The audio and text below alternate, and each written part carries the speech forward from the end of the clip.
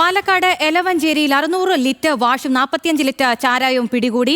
Nenmara excise range ഉദ്യോഗസ്ഥർക്ക് ലഭിച്ച രഹസ്യ വിവരത്തിന്റെ അടിസ്ഥാനത്തിലായിരുന്നു പരിശോധന. വാറ്റാൻ ഉപയോഗിച്ച പാത്രങ്ങളും സമീപത്ത് നിന്ന് കണ്ടെത്തി. വിവരങ്ങളുമായി അജിത് ബാബു ഉണ്ട്. അജിത്ത്, വിശദാംശങ്ങൾ.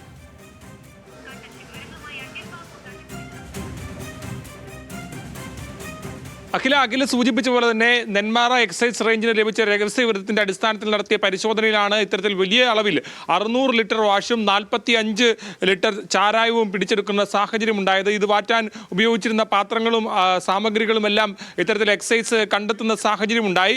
ഇപ്പോൾ ഇത് ആരാണ് ഇത് ചെയ്തതെന്നുള്ളതിനെ സംബന്ധിച്ച് നിലവിൽ വിവരമില്ല. കാര്യത്തിലൊരു അന്വേഷണം ആരംഭിച്ചിട്ടുണ്ട്. അത് കണ്ടെത്താനായി. കാരണം ഈ പ്രദേശത്താകമാനം ഇത്രയും വലിയ അളവിൽ വാഷ് കണ്ടെത്തുന്നത് അത് സമാനമായി ഇത്തരത്തിൽ വലിയ അളവിൽ കണ്ടെത്തിയിരിക്കുന്നത്. അതുകൊണ്ട് തന്നെ അത് ആരാണ് അതിന് പിന്നിൽ എന്നതിനുള്ളൊരു സമഗ്രമായ അന്വേഷണം ഇപ്പോൾ ആരംഭിച്ചിട്ടുണ്ട്.